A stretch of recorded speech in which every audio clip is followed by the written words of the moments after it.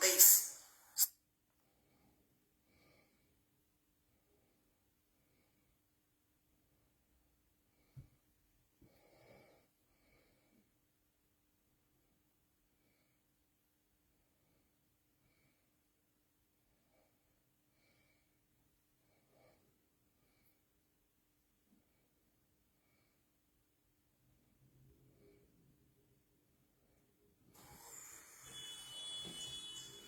Can you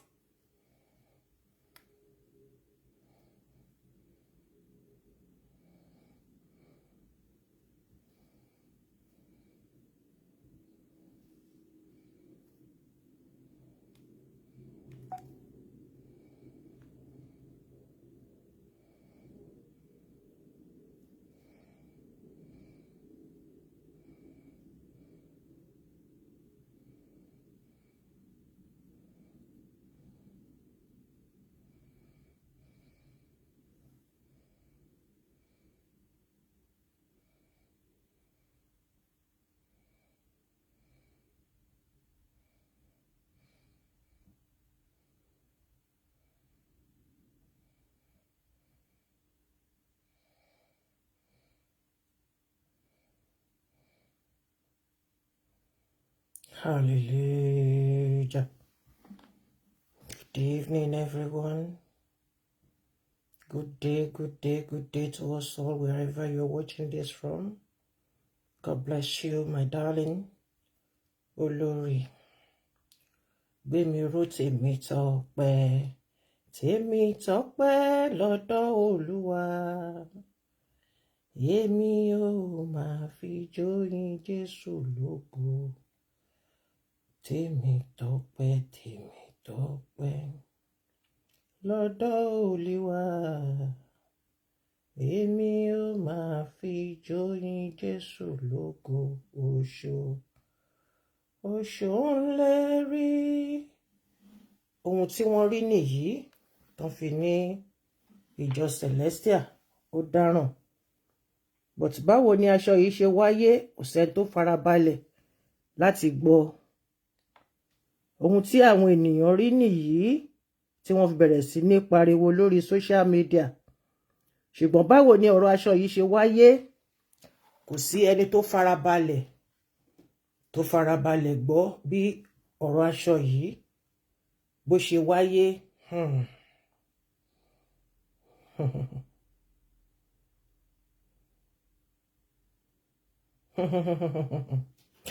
Kí Ọlọ́run ọba Elédùmarè kó máa dáríjì gbogbo wa pátápátá, àtọmọdé àtàgbà wa.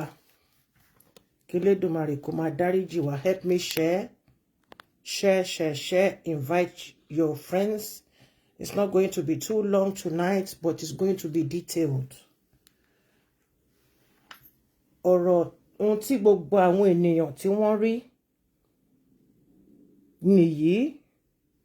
Ṣùgbọ́n Bíbélì tèmi jẹ́ kí n mọ̀ pé yára láti sọ̀rọ̀, ṣùgbọ́n ṣe kí ni lọ́ra láti fèsì.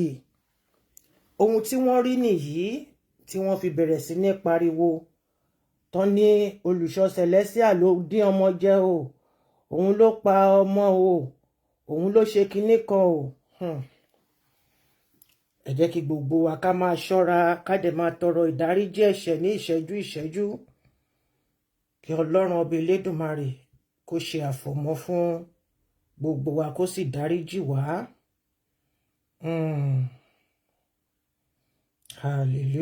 Hallelujah. God bless you as you join me. We give glory to Jehovah Almighty for a time like this. Gbogbo wa pátápátá ládẹ̀kú ara fẹ́ra kù. Ọ̀rẹ́ wa ọmọ ló jẹ́ sí mi, ṣùgbọ́n nítorí bí ọ̀rọ̀ náà ṣe jẹ́ lẹ ṣe rí mi ní ojú fọ́nrán. Torí pé wọ́n ní ọ̀rọ̀ yìí, wọ́n ní ọ̀rọ̀ ẹni ó ní òun lọ sóko.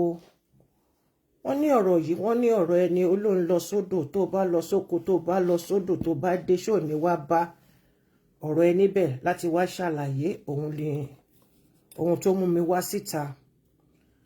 àti láti dúpẹ́ lọ́wọ́ gbogbo àwọn tí wọ́n ṣe agbẹ́rùtì àbáwo náà ṣe ń sọ ní Yorùbá, ẹ má jẹ́ kí n sọ Yorùbá kan ní kí n wá sanwó agbátẹrù gbogbo nǹkan tó ń lọ lórí social media, pàápàá jùlọ ọ̀rẹ́ mi, ènìyàn mi pàtàkì pàtàkì, ẹ̀dá ò lè rìn kórí ẹ̀ má mì. I give it to her on this one. She has done a great job, a wonderful job for Celestial members worldwide, in person of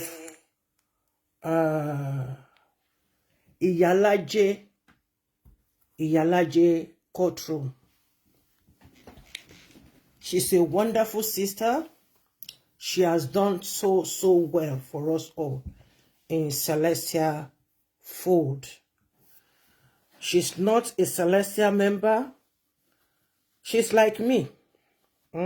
She belongs to everywhere, just for peace to reign. She comes out at will to pacify, to go deep. And another person I want to appreciate more as well is Alhaji Oriyomi Hamzat. Haji, assalamu alaikum wa rahmatullahi wa barakatuh. Iṣẹ́ ọwọ́ yín ò ní bàjẹ́, iṣẹ́ ìránṣẹ́ yín ò ní bàjẹ́. Alhaji Oriyomi Hamzat, you've done well. You've done well. But before I go in proper, let us give a minute of silence to this young chap. He's a son to me. Yeah, he's a son to me, a brother to many, a son, a child to his parents, a child indeed to his parents, an uncle to many, a brother to many. May God Almighty have mercy on his soul. Let us keep a minute silence for this chap, Quadri. What is his name? Quadri, no, let us keep the silence, please.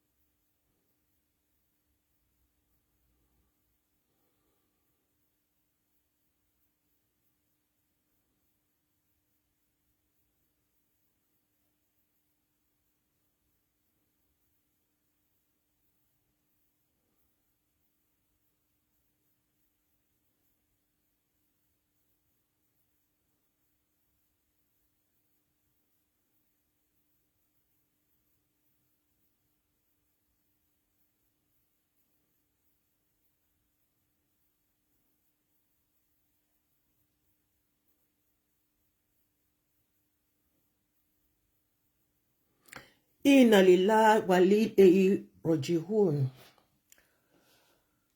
In Jesus' name I pray. I Jannat Firdaus for him. May God have mercy on his soul.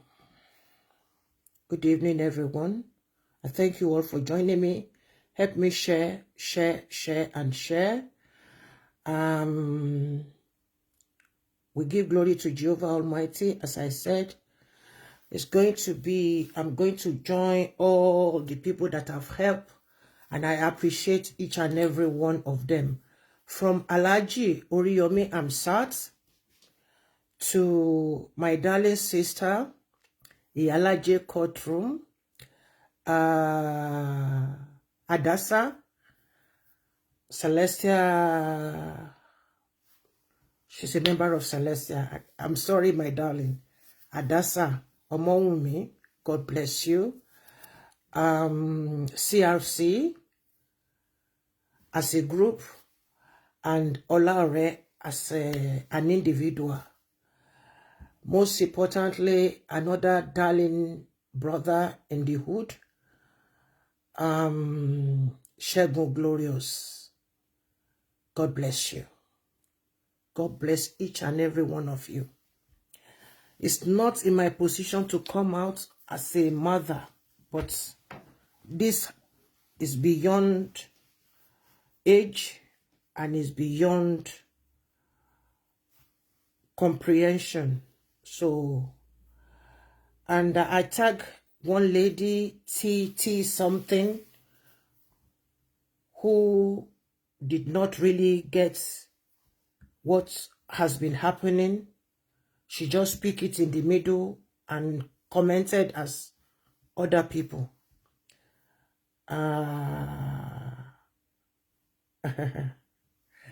She wanted to turn it to a fight, but I used wisdom as an adult to ignore her, and I've invited her in to come and join to see what we have to say and what she's been missing.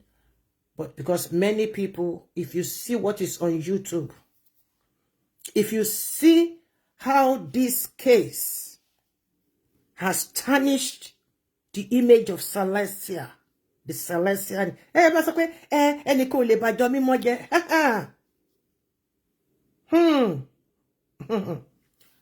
tí ẹni kò ṣàsọ, ìgbàgbọ́ oníkálùkù ló mú lára dá. That is right. Ọlọ́run ò ní jẹ́ ká rí ogun apurọ́mọ́ni takoni lójú ẹni. Àkóbá Gafara, ànírógun àkówábá, ànírógun àdáwábá. One of the killers, named Sheriff Adebayo, vindicated the Alagba, the prophet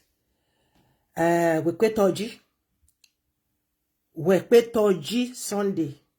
He's an Eguman. Wepetoji, Whepetoji. Wepetoji. My family in Christ, let us all understand something and keep it in your prayers every day. Wípé ọ̀tá ò ní dúró sí oríta àṣeyọrí fún àwọn ọmọ mi. Ẹ sọ bẹ́ẹ̀ sínú ilé ayé yín fún àwọn ọmọ yín pé ọ̀tá ò ní dúró. Ọ̀tá ò ní dúró de èmi lágbájá ọmọ lágbájá lóríta àṣeyọrí àwọn ọmọ mi. Lórúkọ Jésù Kristi láṣẹ Ìdùmarè. Ẹ sọ bẹ́ẹ̀ sínú ilé ayé yín. Ẹ máa fi gbàdúrà fún àwọn ọmọ yín. Ẹ máa fi wúre fún àwọn ọmọ yín. Ire làwọn Àwórì máa ń wú, àwọn ò kì í gbàdúrà. Ògidì ọmọ Yorùbá ni mò ń sọ yẹn. Ẹ máa wúre fún àwọn ọmọ yín láràárọ̀, nígbàkúgbà, lọ́sàn-án, lálẹ́, lóru. Ẹ ń jẹun ni, ẹ ń sùn ni, ẹ ń dáná ni. Ẹ máa sọ pé Olúwa o, ìṣẹ̀dá mi o, àparí inú mi, má bà tòde mi jẹ́. Inú mi tí mo fi gbé àwọn ọmọ mi yìí, tí wọ́n fi wà ní òde ayé, tí wọn ò kú mọ́ mi nínú, tí oyún wọn ò ṣẹ́ dànù. Ení tere èjì tere tí mo fi tọ́ wọn débi tí wọ́n wà yìí. Elédùmarè, ìṣẹ̀dá mi, má jẹ́ kí àwọn ọ̀tá tí a rí ṣùgbọ́n tí wọ́n ṣe kí ni, tó ń tẹ̀lé ni kiri, tó ń tẹ̀lé àwọn ọmọ ẹni kiri, má jẹ́ kán dúró dè wá níbi lóríta àṣeyọrí àwọn ọmọ èmi Olúwatóyìn ọmọ Tádé ṣe fún Ṣayọ̀. Ọ̀tá ò ní dúró dè mí lóríta àṣeyọrí àwọn ọmọ mi àtàwọn ọmọ àtọmọ tí mo fẹnu bí, àti tí mo fi ara bí, àti tí mo fi aṣọ bí, àti tí mo fi àti tí ó súnmọ́ mi, àti tí ò súnmọ́ mi, lórúkọ Jésù Kristi, ọ̀tá ò ní dúró de ẹnì kankan nínú yín lórí ìta àṣeyọrí.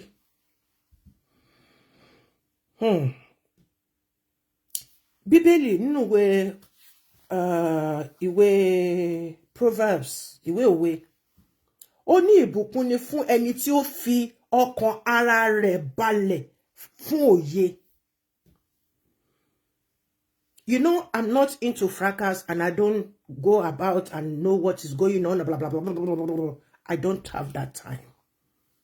It's not that I don't know what is going on. People bring all these things to me in my box, but I only pick the one that my spirit yields to. I've gone back to cooking to Dasi. I want to thank Bugwawonye and I appreciate them. Now, let me read something. Then we are going to go proper into all these things. Bí ọbẹ̀ ṣe nù, ta ló fi bẹ́ṣu, bíṣu ṣe jiná, bíṣu ṣe jóná sórí iná, talento jẹ the last piece of iṣu lórí iná. A máa ṣàlàyé díẹ̀ fúnra wa kó tó di wípé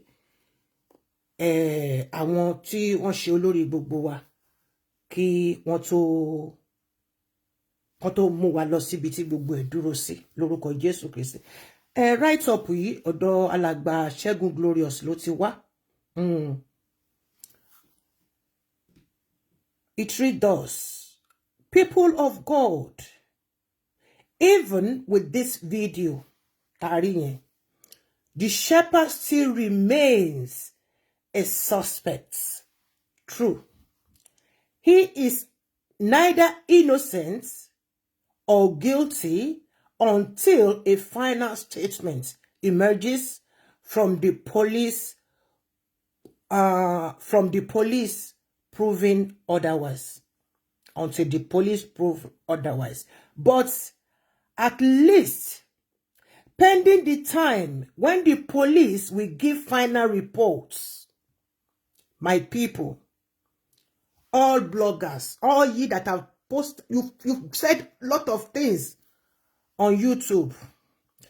Kindly use your head and stop being a push around by persons like you on this blue app. Stop jumping at every information you see on armchair bloggers. Whoa. You are an adult. 2 lies have now been busted by myself and other sensible celestials and the police. Okay? It is thanks to the police that they were able to, bring out the good side of all these things. Number 1, the body of the deceased was exhumed last 2 weeks. When fact checked, it was a false accusation. It's nothing but a lie from the pit of hell by the bloggers who wants to make money, looking for traffic.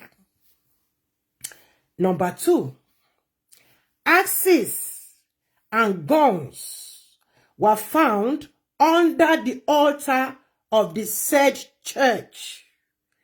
When fact checked, it was false and fake. There was nothing like that. Wọ́n rí ọ̀bẹ o, wọ́n rí ìbọn o, wọ́n rí àáké o, wọ́n rí àdá o lábẹ́ pẹpẹ. Irọ́ ló bá dé. The third one, the altar clothes was seen wrapped with the remains of Quadri in a shallow grave. When fact-checked, it was false. And I have a video to prove everything for you. I've cut them short. I will show them so that you will know that it's not just something that somebody just made up. Help me share, help me share, help me share, help me share. Now, the truth of the matter is this. The altar cloth was not found in the shallow grave, but instead picked inside the church to carry the remains because it was more thicker. Even though that appears to intentional and incriminating on the institution that used that cloth. Yes. Very, very incriminating. What matters now is that justice is served, but still must be served well as those involved face the full wrath of the law. Justice is served halfway. We are still at the beginning. But the cocoa of, hey, Selenio, hey, Olusho Selenio, inye ati ti kọ́kọ́ dúpẹ́ lọ́dọ̀ Ọlọ́run, ìyẹn ti kọ́kọ́ bọ́ sẹ́gbẹ̀ kan. Inú church Sele no sisi abe pẹpẹ ni wọ́n ti bá ìgò, no ti bá ọ̀bẹ, no ti bá àdá, no ti bá àké, no ti bá gbogbo ẹ̀ tí wọ́n fi gbẹ́lẹ̀. Kò sí nǹkan tó ń jẹ́ bẹ́ẹ̀ o. Ẹ bá mi hallelujah f'Olúwa. Now, if you think for being objective on this matter means we are insensitive about the death of Quadri, if you think that I am insensitive, let me put it to myself now, whom I have written no less 4 articles. That is Alagba Segun Glorious speaking there. Demanding for justice and the arrest of those who ended his life, then you are retarded in your head. Please help me share. Invite your friends. And forget about the counter. My counter is not working. So, credits of this video goes to, that is what she wrote, Queen Adasa and CRC.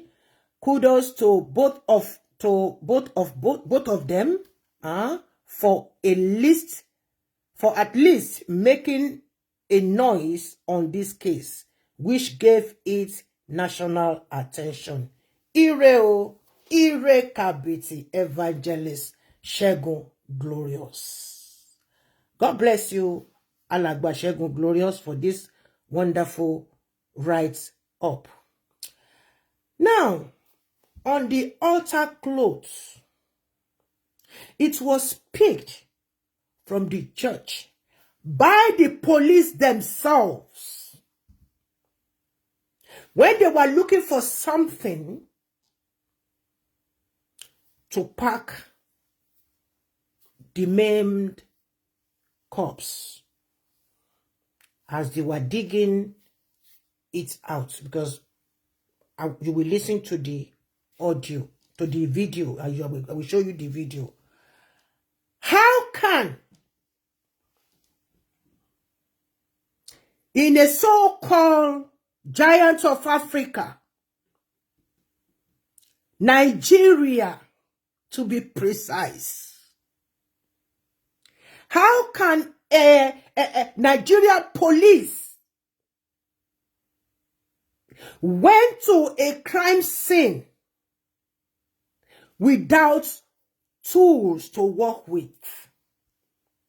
What a pity, what a shame. What a pity, what a shame. Anytime there is an issue, the police will ask you to send money for petrol, or they ask you to send Okada, or they ask you to send your driver to come and pick them before they can come and arrest people that are disturbing you in your own house. Nínú ìlú tó níjọba tó níjòyè tí ẹ̀yin tẹ́ wà lórí ìjọba tẹ́ dẹ̀ náwó yàfùnyàfùn.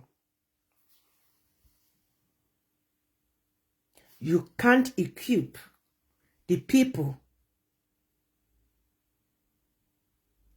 that are watching over us. You can't supply them with all their necessary equipments, what they need to save us. How can a Nigerian policeman kí wọ́n lọ síbi tí wọ́n sin òkú sí kọ́kọ́ gbé dánfò kan dání lọ ṣá kó má sí pé gbogbo nǹkan tó máa fi ṣiṣẹ́ wọn kó dání wọ́n kàn lọ jantala nígbà tó débẹ̀ gan-an ṣe ń wá àtọkọ àtàdá àti kíní kan tó máa fi wúlẹ̀ ibi tí ẹni tó ṣe láabi yìí nígbà tó mú wọn débẹ̀. And mind you, it's far away from the church. Ibẹ̀ níbi àkìtàn báyìí ni. Tí ó bá sí bí ìlú ṣe rí, ṣàkìtàn gbọ́dọ̀ wà láàrin ìlú. Àwọn kẹ̀dẹ̀ ń gbénu ilé tó ń yọ̀ tó mi. It is well.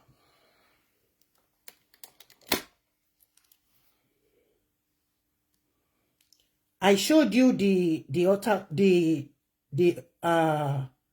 altar clothes from beginning.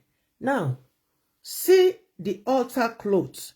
Tí ẹ ń pariwo wípé òun ni wọ́n fi rap ẹ̀ tí wọ́n fi sin láti January. Ṣé tó bá fi nǹkan sìyàn láti January ṣó yẹ kó sì funfun báyìí?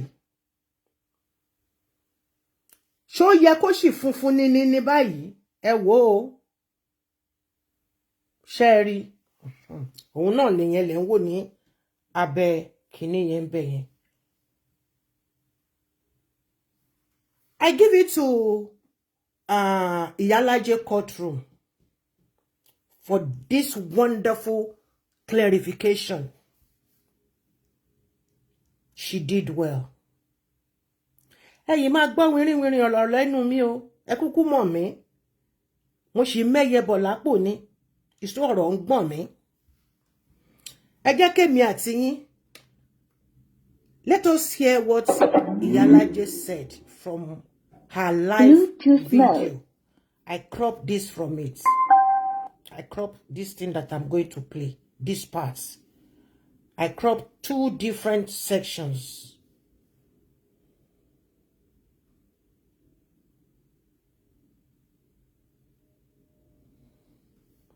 Please help me share. Let us listen to Iyalaje.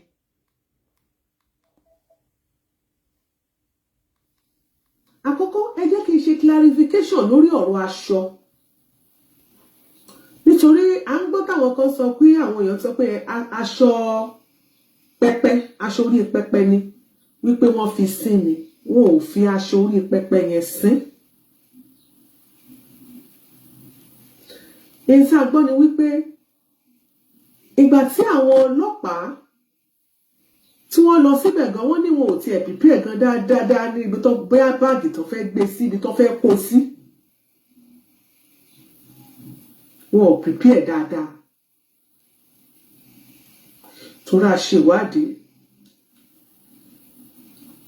Ẹ jẹ́ kí n play ìwádìí tí mo ṣe fún yín lórí ọ̀rọ̀ ó ṣe aṣọ pẹpẹ kò ṣe aṣọ pẹpẹ torí a máa sọ̀rọ̀ a mọ ìyànnà náà ni kó lè yé gbogbo wa. Wá aṣọ white tí wọ́n lè fi sin. Wọ́n wá aṣọ white. Láṣẹ̀ṣẹ̀ lọ mú yẹn níbẹ̀. Ṣé ẹ gbọ́? Wá aṣọ white tí wọ́n lè fi sin. Láṣẹ̀ṣẹ̀ lọ mú yẹn níbẹ̀. Ṣé ẹ gbọ́? Kì í ṣe pé wọ́n ti fi yẹn síbẹ̀ tẹ́lẹ̀. Èyí tó bá yẹ kó táwọn Nàìjíríà ti ń béèrè nìyẹn náà. It was not. Mo ń bọ̀, ẹ jẹ́ kí n connect Bluetooth ni.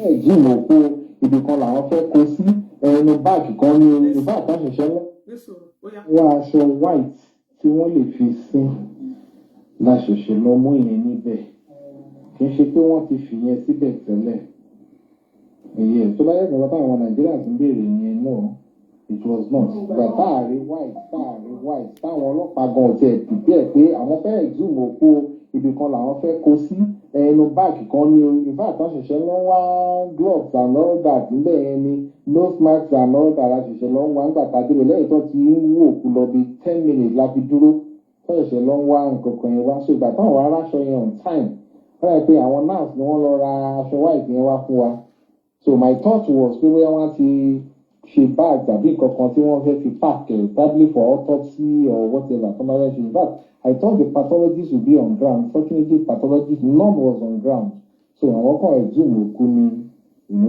a lè fi lọ deposit sí mainland hospital ní Yaba. So ẹ jẹ́ ká ṣe clarification àárín yẹn fún àǹfààní àwọn tó ń béèrè lọ́wọ́ mi pé ìyálájẹ ẹ gbọ́ àwọn wọ aṣọ tí wọ́n fi ráp arákùnrin yìí tó fi ráp òkú ẹ̀gbà tó ń lọ exhume wípé aṣọ orí pẹpẹ aṣọ orí ọ̀tà because of the logo the kini cross kini kan tó àwọn logo tó wà ńbẹ̀ bí golden one yẹn so wọ́n á fi dá wa lójú pé ìgbà tí wọ́n débẹ̀ tí wọ́n fẹ́ exhume wọ́n rí wípé àwọn ọlọ́pàá gan wọn prepare dáadáa ó yẹ kán ti gbé báàgì tó máa kó àwọn bọ́ọ̀dì ẹ̀ sí wọn gbé wá pé àwọn dẹ̀ wọ́n fi pé bóyá ó ṣe máa wà lódìdí kankan gbé ni so ìgbà wọn bá lọ pé ẹ lọ sí ẹ sáré lọ mú aṣọ kan wá ìwọ́nú ẹ lọ sí inú church wọn máa ráṣọ white kan bẹ̀ tó máa fi páàkì wọ́n ní ìdí tí wọ́n ṣe lo aṣọ white wọ́n fi wọnú church wọn lọ mú aṣọ kì í ṣe wípé aṣọ white yẹn wọ́n fi sín tẹ́lẹ̀ ẹ rí i pé ó white gan ó pure tó bá jẹ́ pé wọ́n ti fi sín tẹ́lẹ̀ òun náà àti ní blood stain àti kò ní kó má sí blood stain ó dẹ̀ ti máa jẹrà láti January aṣọ yẹn àti stain àti wà brownish bákọ̀bákọ̀ àti ní blood stain torí wọ́n ṣá ni torí nǹkan tá a gbọ́ ni pé ní kété tí wọ́n wú ilẹ̀ yẹn tí wọ́n ní pé kán gbé e jáde ṣe pé ṣòkòtò nìkan ló wà lára ẹ̀ wọ́n ti bọ́ gbogbo ẹ̀wù ẹ̀ wà bẹ́ẹ̀ wọ́n ti sókè ẹ̀jẹ̀ ti só gbogbo ẹ̀ wọ́n ṣe ní kán gbé báyìí gan ṣe ní orí jábọ́ kù lára ẹ̀ lára ọrùn pé ojú àpá wọ́n ti ṣá gbogbo ọrùn yẹn wọ́n ti ṣá gbogbo ojú ẹ̀ yamayama gbogbo ẹ̀ wọ́n ṣá pa ni so orí ẹ̀ gan ti fẹ́ jábọ́ gan tẹ́lẹ̀tẹ́lẹ̀ so kó tó di pé wọ́n ṣá kó àwọn pieces yẹn àwọn egungun tó ń rí nǹkan yẹn tó ṣàkó sí inú aṣọ yẹn tí wọ́n rí so bọ́rọ̀ aṣọ bó ṣe jẹ́ nìyẹn ẹ jẹ́ ká ṣe clarification àárín yẹn.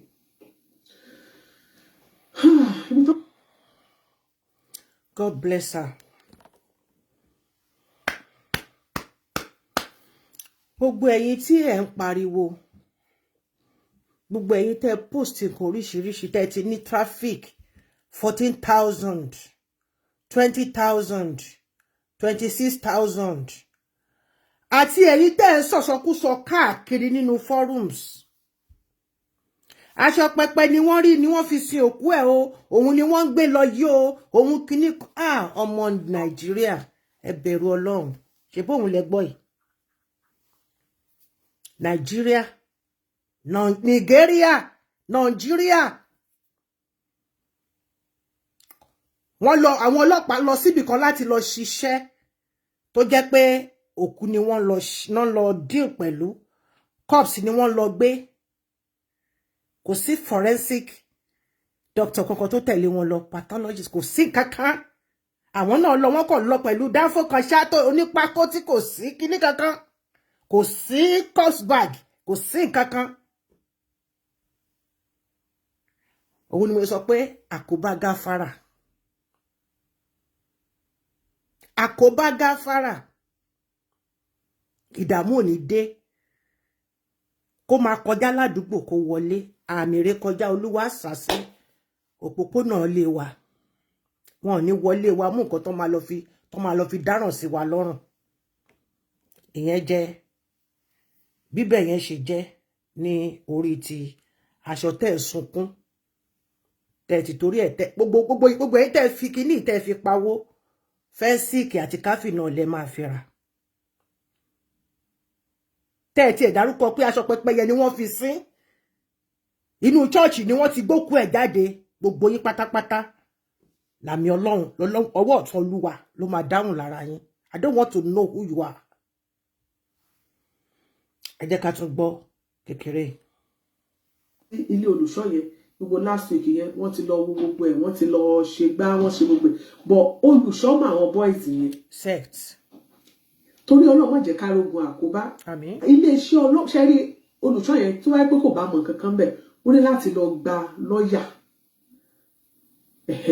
Ẹ mọ̀dí tí mo fi sọ bẹ́ẹ̀ ni wípé àwọn boys yẹn àwọn 6 lẹ́yìn tí wọ́n ṣèpàdé wọn tán tí wọ́n ti pa lásùkànmí tí wọ́n ti ṣe bọ́n ṣe máa ṣe wọ́n wá lọ sínú church nítorí pé ní ọjọ́ yẹn wọ́n ń ṣèṣọ́ òru ní church ọmọ sẹ̀lẹ̀ yẹn dẹ̀ ni wọ́n so lára àwọn boys tó wà ládùúgbò yẹn wọ́n lọ nú church yẹn wọ́n lọ ṣe sìn bẹ́ẹ̀ wọ́n wá lọ ṣèdúpẹ́ nínú ìdúpẹ́ according to pastor wọ́n fún pastor ni wọ́n transfer 70,000 naira sí pastor owó ìdúpẹ́ ìdúpẹ́ pé wọ́n pààyàn ọwọ́ wọn dẹ ìdúpẹ́ pé kinní kan a ò tí ì mọ̀ nígbà tí iṣẹ́ ìwádìí bá ń lọ. 70,000 tó wọnú àkáǹtì olùṣọ́ yẹn àwọn ọmọ yẹn jẹ́wọ́ wípé àwọn fi ṣe owó ìdúpẹ́ ni. Bí ọ̀rẹ́ mi ṣe sọ owó pé ọwọ́ wọn dẹ because 1.something million náà ló wà nínú àkáǹtì Quadri. Wọ́n sẹ́ndì 300 sẹ́nìkan wọ́n sẹ́ndì 3 wọ́n ṣàpín yẹlẹyẹlẹ. But 70,000 yẹn òun náà lọ fi ṣe owó ọpẹ́. Wọ́n ń ṣe ẹ̀sìn lọ lọ́wọ́. Ìṣọ́ òru wọ́n ń ṣe lọ́wọ́. Torí pé ẹ̀dẹ̀jọ́ máa dúgbò tẹ́dẹ̀ pé bẹ̀lẹ̀ máa ń jẹ̀ sí tẹ̀ máa ń wọ̀ sí. Ṣé mọ̀ pé èmi náà sọ pé olùṣọ́ yẹn ò lè mọ̀ nípa ẹ̀ ó mọ̀ wọ́n. Ṣé mọ̀ pé mo sọ wípé ó dàbẹ́ ní pé bóyá òun ló ń ṣe iṣẹ́ kọ́wọ́dẹ fún wọn. Bóyá ni ṣóyé wa gbogbo ẹ̀ máa tó jáde. Ọlọ́run tó ṣe léyìí tó bẹ̀rẹ̀ sí ní jáde gbogbo ẹ̀ tó kù máa jáde. But ẹ yé jẹ́ ká máa kánjú tu olú ọrán igba ẹ̀ kò tó sè lọ́bẹ̀. Èèyàn kọwọ́ sápò ó lóun fẹ́ mẹ́yẹ jáde ẹ ti sọ pé ẹyẹ ọ̀gá ni ẹyẹ ìgè ni ẹyẹ kinní kan ni ẹ jẹ́ kẹ́lẹ́ ẹ̀dẹ́pẹ̀ẹ́dẹ́. Nígbà tí wọ́n ń gbé òkú lọ rí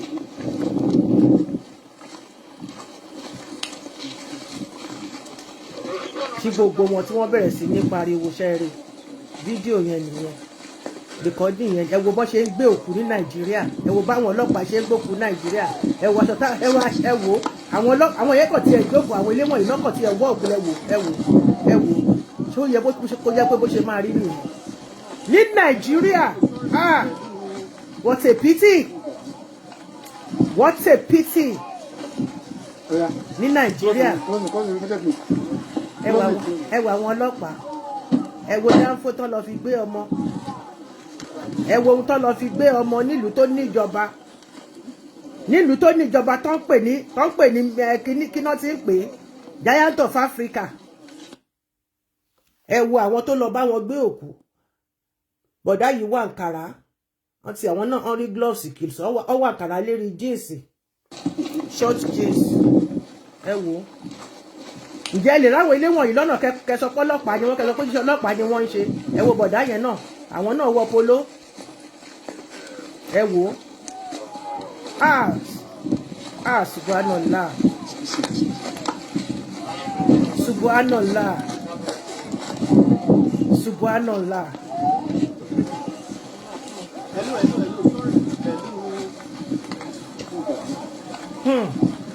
Wọ́n wá sọ di òkú sẹ̀lẹ̀ ní tìpátìkúùkù aṣọ sẹ̀lẹ̀ náà fi bò náà fi kó ibi tó gé sí wẹ́wẹ́ sí.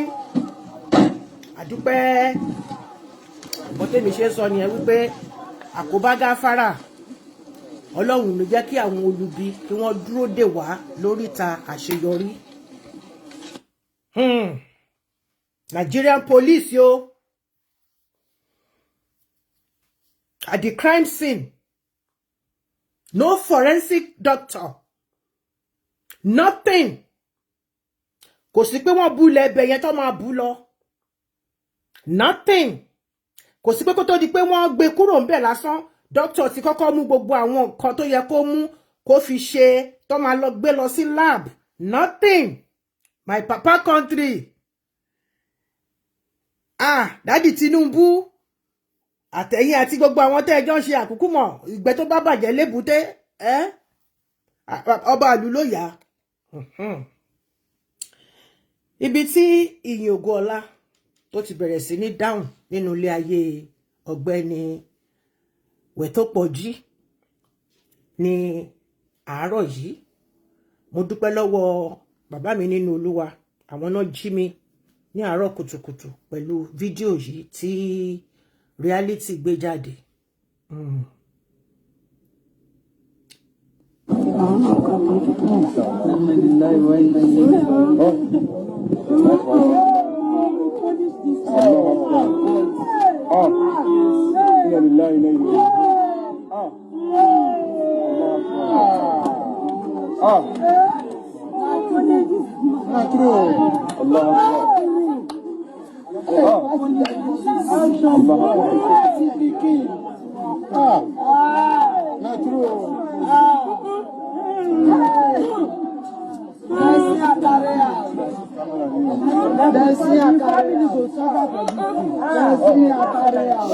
Ṣé gbogbo wa ṣàárí?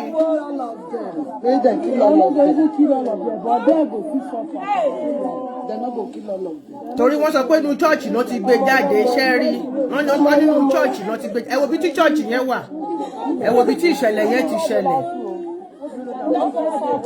chọ́ọ̀chì lẹ rí ní blue yẹn ẹ wo bí tí wọ́n pa á sí lọ́hùn.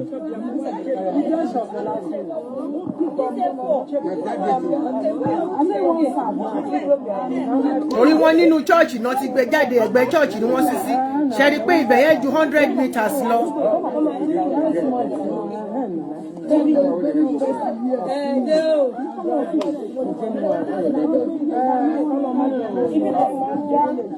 Ṣe rí ibi tí chọ́ọ̀chì wà ṣe rí distance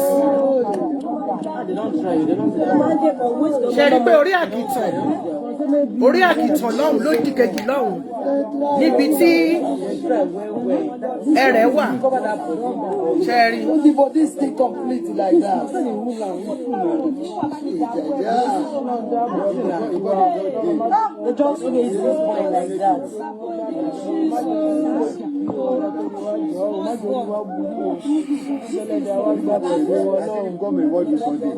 They do, but now only one. They say there are many.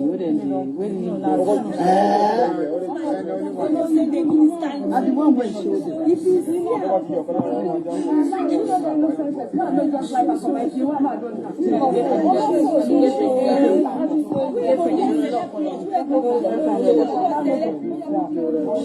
Ṣẹ́rí ibi tó ti ń bọ̀ tán ṣẹ̀ wá gba wájú chọ́ọ̀chì kọjá torí wọ́n lẹ́gbẹ̀ẹ́ chọ́ọ̀chì ni wọ́n ti gbé jáde o ẹgbẹ́ chọ́ọ̀chì ni wọ́n sin sí o inú chọ́ọ̀chì ni wọ́n sin sí abẹ́ pẹpẹ náà ti kó ọ̀bẹ àtàdá tán lò ó ọmọ Nàìjà ẹlẹ́nu ìbàjẹ́.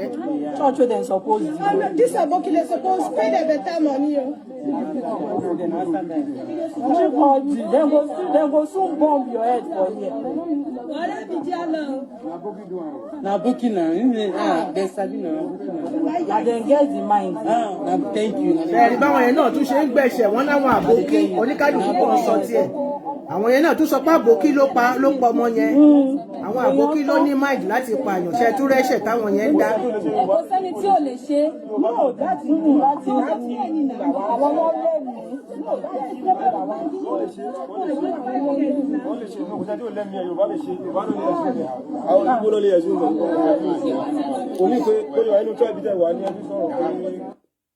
Ṣé àgbọ̀ oníkálukú ṣe ń gbẹ̀ṣẹ̀ àbókí ló ṣe kíní kan ló ṣe kíní kan ló ṣe ṣe ń gbọ́ ó kù fídíò kan tí mo fẹ́ lọ mú wá fún wa mo ṣe bí mo ti fi sínú bíbá yìí ni where is that video now ẹ má bínú ẹ jẹ́ kí n lọ wá fídíò yẹn wá.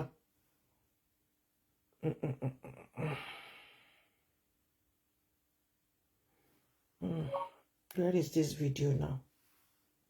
Where is this video? Okay, mo ti rí fídíò tí mo wá.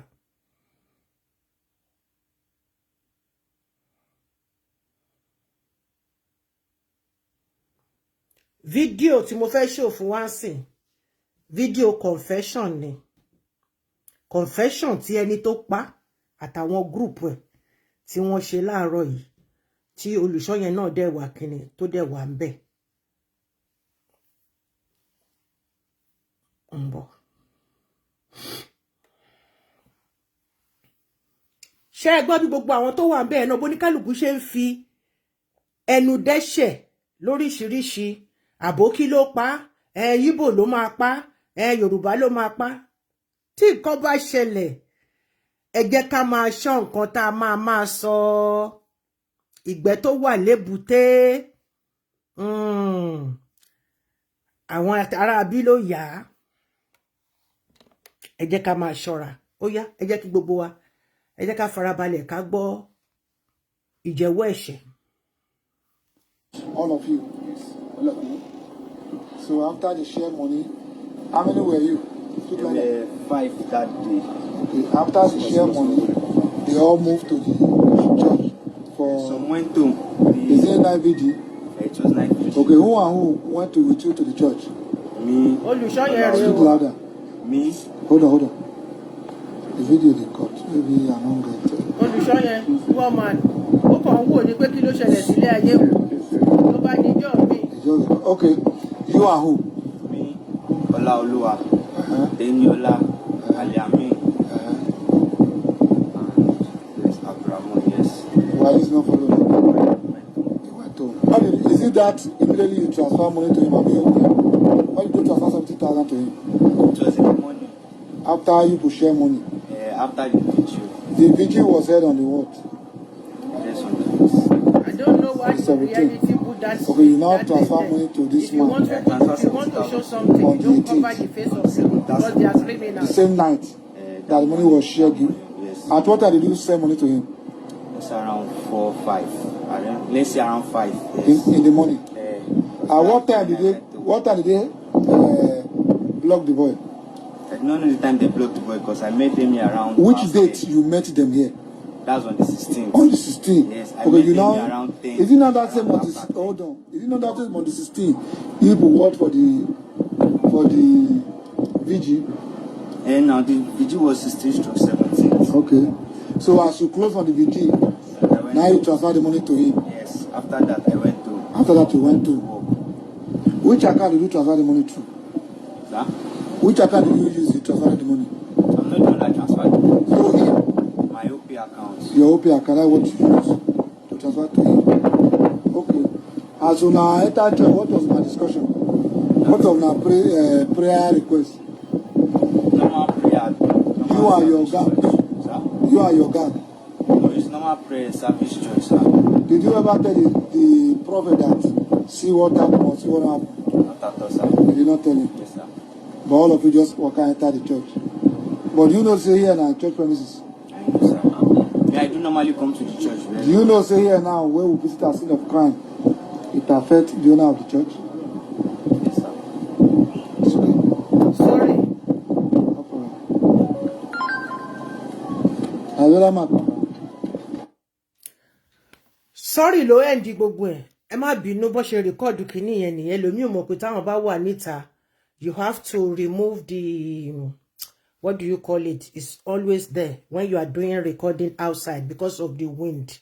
You block it so that wind ò ní wọnú nǹkan tó bá record. Sorry. Ẹ gbọ́ nǹkan tí ọlọ́pàá yẹn béèrè lọ́wọ́ pé ṣé o mọ̀ pé nǹkan tó ń ṣe yìí ẹ ti kó bá lè gbé sí ilé ayé ọ̀gbẹ́ni yìí. Ó ní yes sir. Sorry. Wọ́n dẹ̀ ti bà yé ẹ̀jẹ̀. Wọ́n ti rún tí ẹ mọ́gi. Ṣùgbọ́n sorry. Ṣé sorry lè jẹ́ kégbò jiná báyìí? Mo wá fẹ́ play kíní kan fún wa tí mo fẹ́ kí a gbọ́ látọ̀dọ̀ àwọn olórí ìjọ Celestial. Ẹ wo bọ́n ṣe handle case yẹn. Ẹ jẹ́ kí gbogbo wa ká jọ gbọ́. Gbogbo nǹkan tá à ń gbọ́ látẹ̀kan yìí. Àwọn tí ò sí ní Nàìjíríà ni wọ́n kó àwọn èèyàn ni wọ́n náwó tí wọ́n fi ṣe recording tí wọ́n send ẹ̀yẹn o. Tọ́wọn ọmọ ọlọ́mọ tí wọ́n wà lójú títì. Ìyálájé courtroom tí ò ń ṣe ọmọ Sẹ̀lẹ̀ owó ẹ̀ ló ná ẹ mọ̀ pé kò sí fọmínà tó bá fẹ́ gbà Nàìjíríà tó ní náwó wọ́n ti rí pé kéèsì tó ń lọ lọ́wọ́lọ́wọ́ ni wọ́n láti gbowó lọ́wọ́ ẹ̀ kó tó lè wá ṣe program yẹn kó tó lè play gbogbo kinní yẹn kémi tó lè rí crop kí tó lè play ẹ̀ fún yín torí gbogbo èyí tẹ̀ ń jẹnu níjẹkújẹ gbogbo èyí tẹ̀ sọ̀sọ̀kúsọ. Ẹ jẹ́ ká wá wo nǹkan tí àwọn olórí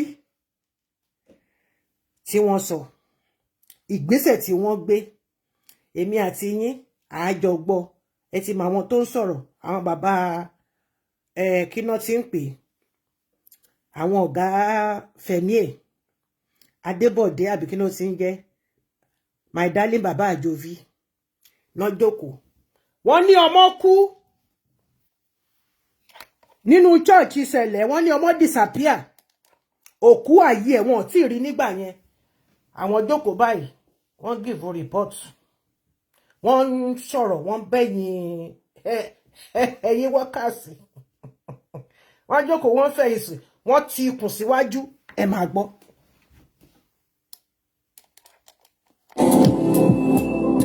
àwọn CRC náà ni wọ́n ṣe coverage yẹn o ẹ máa gbọ́. ìkànnì wa Celestial Reality Check orúkọ mi ò yí padà Adéwálé Samuel tẹmọ olólùfẹ́ yín Bishop náà ni lénìí a fẹ́ sáré sọ̀rọ̀ lórí ọ̀rọ̀ tó ń lọ lọ́wọ́ lórí internet ní ìjọ Celestial Church of Christ ìlérí olúwa Lasu 2 lórí ẹ̀sùn ìjínigbé tí ó ń lọ lọ́wọ́ káàkiri ọpẹ́ pàtàkì lórí gbogbo àwọn tó ti gbé ọ̀rọ̀ yìí pàápàá àwọn iléeṣẹ́ mídíà tó kọ gbogbo yín tán ṣùgbọ́n a dúpẹ́ lọ́wọ́ yín a dẹ̀ dúpẹ́ lọ́wọ́ gbogbo àwọn tó fẹ́ ọmọ ènìyàn ṣe náà tí wọ́n dúró tí wọ́n wádìí tí wọ́n dúró lórí ìdájọ́ òtítọ́ ní àṣírí ẹni tí à ń wá yìí ọpẹ́ pàtàkì lọ́wọ́ aláṣẹ àti olùdarí ìjọ mímọ́ káàkiri àgbáyé our reverend. ọpẹ́ pàtàkì lọ́wọ́ reverend kí ló ṣe jàre o kíní wọ́n ti ṣe ti pẹ́ òṣèpé wọ́n ṣe lánàá ó ti wà lọ́wọ́ mi ó ti fẹ́ tó how many before rárá ńgbà tí kíní ti ṣẹlẹ̀ tán ti ń wá ọmọ yẹn kiri it's not this month ìgbà wo náà lọ sí àgàngẹ̀ wọn tán lọ on the 7th àbí on the 6th àbí kíní kọjá nígbà yẹn ṣáà ni náà ti ṣe sílẹ̀ kó tó di pé wọ́n lọ sí àgàngẹ̀ ni wọ́n ti ṣe kíní sílẹ̀.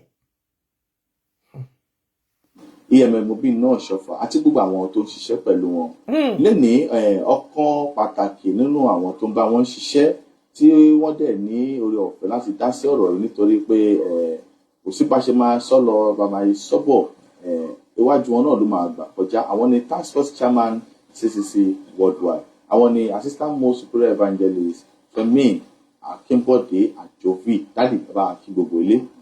Mo kí gbogbo ènìyàn pátápátá tí ó ń gbọ́ wa. I greet everybody that are listening to us. Olúwa Ọlọ́run kò ní fi wá sílẹ̀. That God will not leave us alone. A ti bẹ̀rẹ̀ ọdún náà, a ó sì parí ẹ̀ láyọ̀. We started this year well and we are going to end well. Ẹ ṣeun. Thank you. Ní bí ọ̀sẹ̀ díẹ̀ sẹ́yìn láwuyewuye tí ń lọ lórí ẹ̀rọ ayélujára lórí íńtánẹ́ẹ̀tì tí wọ́n fi ẹ̀sùn kan olùṣọ́ àgùntàn bàbá nìyẹn olùṣọ́ àgùntàn ìjọ CCC ìlérí olúwa Lasu 2 ló jí arákùnrin kan gbé ní agbègbè ìjọ yìí tó dẹ̀ ní wípé. tó jí arákùnrin kan gbé ó ti condemn ẹ already. ẹ̀yin tẹ́ ń ṣiṣẹ́ wọ́n ní allegedly wọ́n ní kò yẹ kó sọ pé ó jí arákùnrin kan gbé. Next time don't use that phrase because you already condemned him.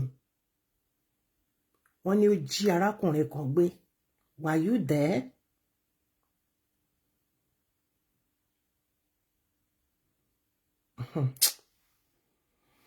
Gbogbo àwọn ìwádìí tí ọ̀pọ̀lọpọ̀ ìwádìí tí wọ́n ń ṣe àwọn ọ̀rọ̀ kankan wà àwọn agbádá ọ̀rọ̀ kan wà tó ṣí bọ́ olùṣàgùtàn ìjọ yìí létí dáàdì báwo ni ìrìnàjò yẹn ẹ bá fún gbogbo àwọn ènìyàn ní àbọ̀ gbogbo àwọn ọmọ ìjọ mímọ́ fẹ́ gbọ́rọ̀ lẹ́nu yín. bí gbogbo ọmọ ìjọ mímọ́ ṣe mọ̀ wípé lórí ọ̀rọ̀ Celestial a ò kì í sinmi. As the Celestial know that on the Celestial issue we don't rest. Láti ìgbà tí ọ̀rọ̀ náà ti wá sí ayé, òun ni àwa àti àwọn ọlọ́pàá àti ń jíròrò papọ̀. Ever since the issue happened, our father and the police department have been rubbing mind together. Títí kan pàǹtí tá ń lọ síbẹ̀ tá ń dé. That we went there and we come back. Torí Bíbélì ní ká wádìí ohun gbogbo ká tó di òtítọ́ mú. But the Bible says that we should always seek the truth and hold what is the truth. Àwa àti ọlọ́pàá náà ni a jọ ń jíròrò lórí ọ̀rọ̀ náà. So we are being meditating with the police on the same issue. Ní ìgbà tí àwọn ọlọ́pàá lọ síbẹ̀ ó yẹ kí a jọ lọ ni. When the police visited the place, we were supposed to go together. Ṣùgbọ́n àwa ní ìlú Àkọ́gẹ̀. But we were at Àgọ́. Very stupid of you, sir. Wọ́n ní ọmọ sọnù. Ọmọ kú ó tàn ju ọmọ sọnù lọ. Odidi ọmọ tó tún ní ṣe pẹ̀lú ìjọ, tó ní ṣe pẹ̀lú olùṣọ́, tó ní ṣe pẹ̀lú gbogbo ọmọ ìjọ tó wà ńbẹ̀. Wọ́n ní ó sọnù. Èyí sọ pé ẹ̀yin lọ ságọ́gẹ̀. Kí ni nǹkan tẹ́ lọ ṣe lágọ́gẹ̀? Èrè wo lẹ mú bọ̀ látàgọ́gẹ̀ bí ò bá tí ò kí ṣe ju èrè ìtìjú. Èrè ìtìjú lẹ́mú bọ̀bẹ̀ mọ̀yà tó jẹ yín ni.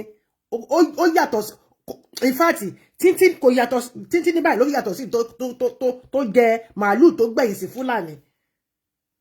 Ìwọ̀sí, ẹ̀gbin, èébú tójú yín tí ẹ fi ojú kó, tí ẹ fi etí gbọ́ kó tó lè di pé ẹ lọ ṣe ohun tẹ́ sọ pé ẹ fẹ́ ṣe ní Àgọ́gẹ̀. Orí ìkúnlẹ̀ kọ́ lẹ wà tẹ́ ń bẹ Talon. Orí ẹ̀bẹ̀ kọ́ ni gbogbo yín wà níbẹ̀ tẹ́ ń bẹ Talon, tẹ́ ń bẹ President Talon kó jẹ́ kẹ́ lè ṣe ẹ̀sìn. Ẹ̀yin fìyẹn sílẹ̀ ẹ gba Àgọ́gẹ̀ lọ. Ẹ kú ìyàlẹ̀, ẹ kú tiyín sà. Nígbà tẹ́ dẹ̀ wá dé, kí ni nǹkan tẹ́ rí sọ sí?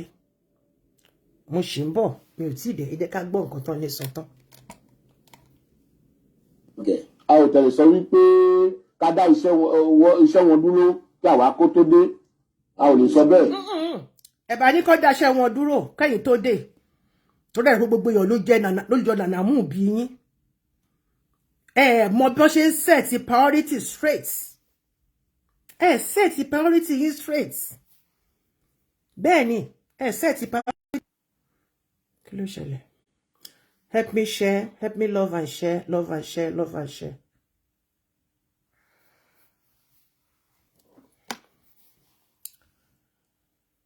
Help me love and like. Mi mọ nǹkan tó ṣẹlẹ̀ sí kinní yẹn, tí kinní yẹn fi jump up bẹ́ẹ̀.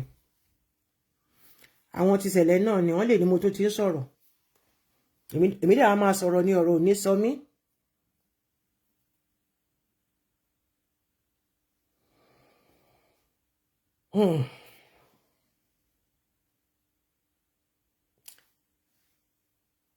What is happening in Celestial? Celestial is 0.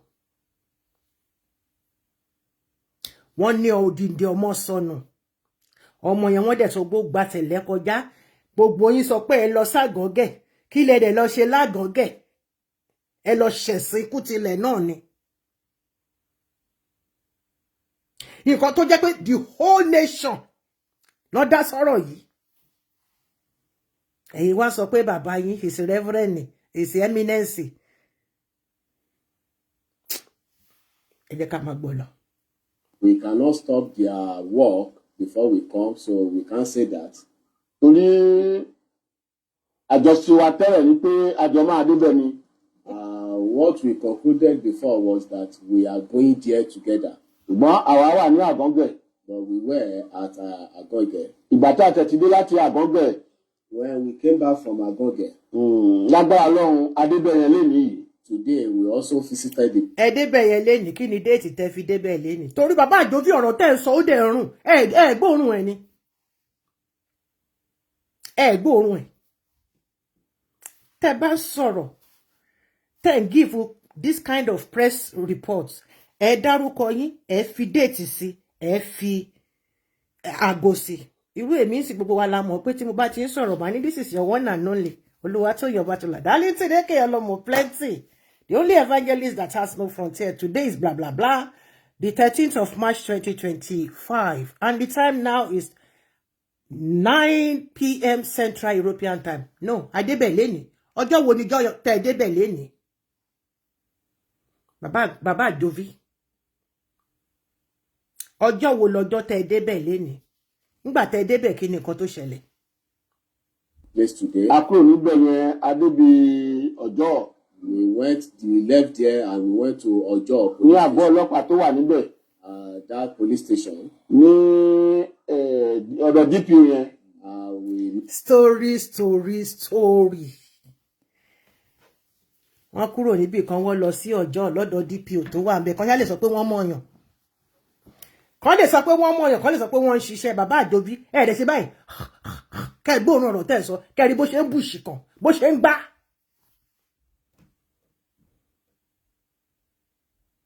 Bí ọ̀rọ̀ yìí bó ṣe ń gbá, bó ṣe ń rùn. Ìgbà tẹ́ ẹ dé, ẹ lọ sọ́dọ̀ àwọn ti pàǹtí. Ẹ débẹ̀, ẹ kúrò ńbẹ̀, ẹ lọ sí àwọn ọ̀dọ̀ àwọn tọ̀jọ́. Kí ni nǹkan tí wọ́n sọ fún yín ńbẹ̀? Wọ́n ò sọ nǹkan kan fún yín. Ẹ fún wa ní reports. Nothing. No updates. Tó fi di pé àwọn tàwọn tó ń ṣe tó ń wá ìwádìí lọ́tùn lósì. Wọ́n bẹ̀rẹ̀ sí ní tahùn síra wọn lórí nǹkan tó sọ ló right, nǹkan tí ò sọ kọ́ ló right. Nígbà tẹ́yìn tẹ́ ẹjọ́ lórí gan tó jẹ́ pé pẹ̀fù ẹ̀lẹ̀ ni. Met with the DPO. Àtijọ́ sọ aṣọ yé bí iṣẹ́ ń ṣe ń lọ. And we rub mind together how the whole issue is been going. So tí a lè sọ fún gbogbo àgbáyé ni wípé ìwádìí sì ń lọ lórí ọ̀rọ̀ yẹn. What we are going to tell the whole world is that there are still some ongoing investigation on such matters. Bí ó bá ṣe jẹ́, a ó jẹ́ kí ẹ gbọ́. As it may be, we will get back to you. Ṣùgbọ́n mo dúpẹ́ lọ́wọ́ DPO Ọjọ́, mo dúpẹ́ lọ́wọ́ púpọ̀ fún iṣẹ́ ibi tó ṣe. I thank God and I thank the DPO Ọjọ́ for the great job done. Àti Lagos State Commissioner Police, mo tún dúpẹ́ lọ́wọ́ wọn púpọ̀. And I also thank the Commissioner of Lagos State as well. Ó ti tán. Gẹ́gẹ́ bí iṣẹ́ task force, a ò sinmi. Like a task force. Kí ni nǹkan tó sọ tó make sense? Ohunkóhun tó bá fẹ́ bà orúkọ ìjọ mímọ́ jẹ́, à ń ṣe èyí tá a lè ṣe. What want to tarnish the names and the image of Celestia, we do our part. So bí ìwádìí yẹn ṣe bá ṣe ń lọ sí, a ó jẹ́ kẹ́ gbọ́. As the whole issue is going, we will get back. Ẹ ṣeun. Ṣé ọpẹ́ pàtàkì lọ́wọ́ bàbá wa nínú Olúwa. Bàbá yín nínú Olúwa wo, ẹni tó yẹ kẹ́ jọgì mọ́ lórí. Ẹni tó sọ̀rọ̀ yìí gan, ó run mí nínú. We are talking about life here and pacify what is not right. Ọpẹ́ pàtàkì. Ọpẹ́ wo ni? Ore kí ni pa ṣe fẹ́ pọ̀n? Nonsense.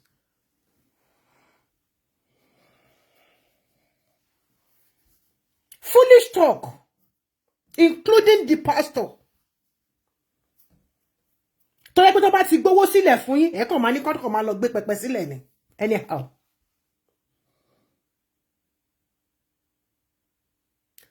Pastor lọ ságàngẹ̀, kí náà lọ ṣe ń bẹ̀? Jésù ní tó bá ní àgùntàn 100 tẹ́yọkọ́ bá sọnù ń bẹ̀, wàá kó 99 yẹn sílẹ̀, wàá bẹ̀rẹ̀ sí ní lọ wá ibi tí ẹyọkọ́ tó rí mèrè ṣègbó lọ. Wàá bẹ̀rẹ̀ sí ní lọ wá káàkiri. Tó bá wá rí wàá máa kọrin, ẹ bá mi jó, ẹ bá mi yọ̀ o, mo ra àgùntàn mi èyí tó sọnù, ara ẹ bá mi jó, ẹ bá mi yọ̀ o. Bàbá yín nínú Olúwa, bàbá tèmi ti kú tipẹ́tipẹ́, bàbá mi ti kú over 40 years. Bàbá mi ni bàbá mi nínú Olúwa. Nonsense, rubbish. Àwọn senseless fools. Ní sajalaja ti ajalaja lingo boy be. Ajala must go. Ajala must go, must resign. Ajala must resign his appointment as the director of media. Why? Because of his incompetence, in regards to this case at hand. Kò clarify anything. Nǹkan tí àwọn bloggers wọ́n gbé sórí kíní ló ń jáde ló ń cut ló ń paste ló ń kọ jáde ló máa lẹ̀ mọ́ bẹ́ẹ̀. Àwa káwọn photo ìbànújẹ́ àwọn photo òṣì.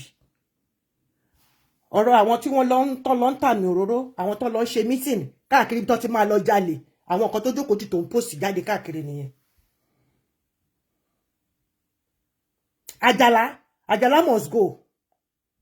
Mobi no must vacate. Tasha must dànù. Kí lorúkọ ẹ̀ jẹ́? Rosemary must be retired. Lè sọ pé kàǹtí mi kúrò lórí kíní torí àwọn tí wà lé ọkọ wọn ló múnú wọn dùn. Bí kíṣẹ̀lẹ̀ ti dọ́gbọ̀ ọkọ tí wọn. Bàbá tó múnú wọn dùn ní Ivory Coast. Nǹkan táwọn lé kiri sìn nìyẹn. Ọ̀rọ̀ okó yìí kan pa o. Ọlọ́run ọ̀rọ̀ okó yìí kan pa o. Ó gbé ògo bàbá ẹ̀. Iṣẹ́ tí Ọlọ́run lo bàbá ẹ̀ fún. Ó fẹ́ gbé lọ́kùnrin lọ́wọ́ nítorí ìdídó. Fẹ́fẹ́fẹ́ yìí náà ni. Àǹtí mi ẹ́díìtì. Gbogbo nǹkan tó wà nínú ìṣẹ̀lẹ̀ tó odd tí kò ṣe pààrọ̀ títí dèní. Tẹ̀dẹ̀ ṣì ń ṣe títí dọ̀là tó yẹ pé yìí làwọn èèyàn emulate. Ẹ̀yin lẹ kó aṣọ wèrè. Ẹ̀yin lẹ kó wọnú ìṣẹ̀lẹ̀. Ara yín ni mo ti kọ́kọ́ rí plea látòkè délẹ̀ ní regalia. Ẹ̀yin lẹ kọ́kọ́ wọṣọ tó transparent. Ẹ̀yin lẹ kọ́kọ́ tọ́ limisiki. Ẹ̀yin lẹ kọ́kọ́ tọ́ eyeshadow bẹ́ẹ̀ ṣe máa gbé odidi páàlù kan báyìí lẹ máa wà sójú. Àǹtí Edith iná lẹ̀ ń lọ. Inú iná straight.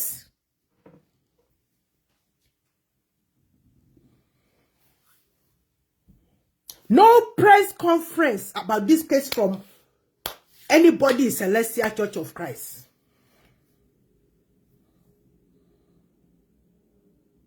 No press conference.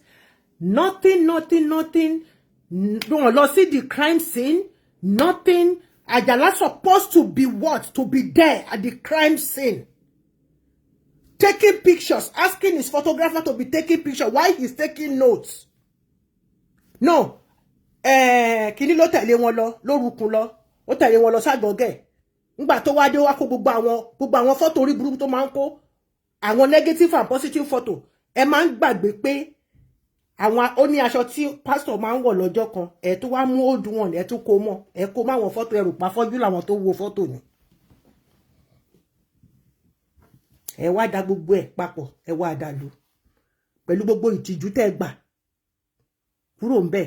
Ẹ̀sìn lẹ ṣe kúrò lágàngẹ̀. Ẹ̀sìn. Bàbá ńlá ẹ̀sìn.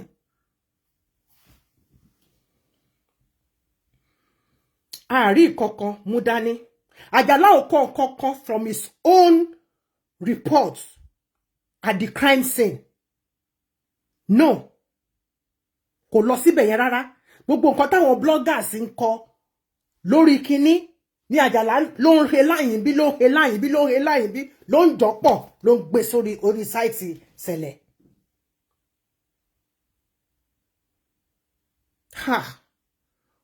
Ogun máa jà o. Ogun máa jà o. Wàhálà máa gbébọn o.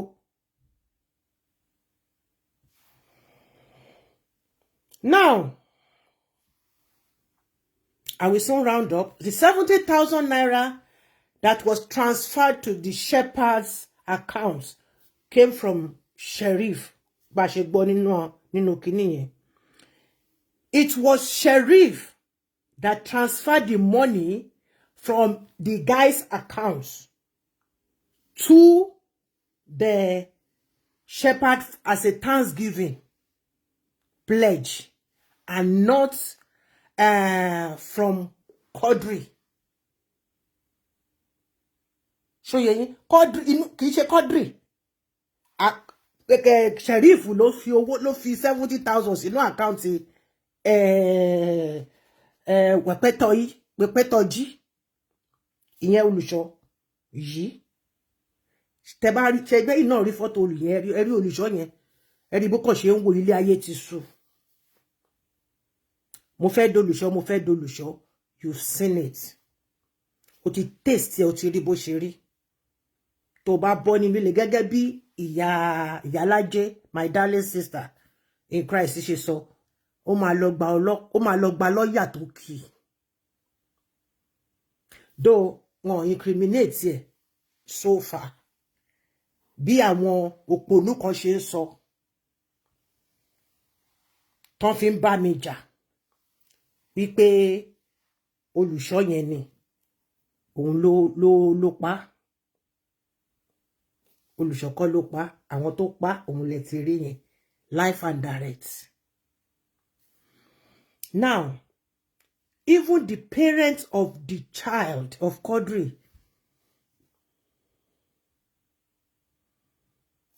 wọ́n láti tún fún Nigerian police lówó gẹ́gẹ́ bá ṣe gbọ́ ṣe fẹ́ gbọ́ audio tí bàbá ẹ̀ ṣe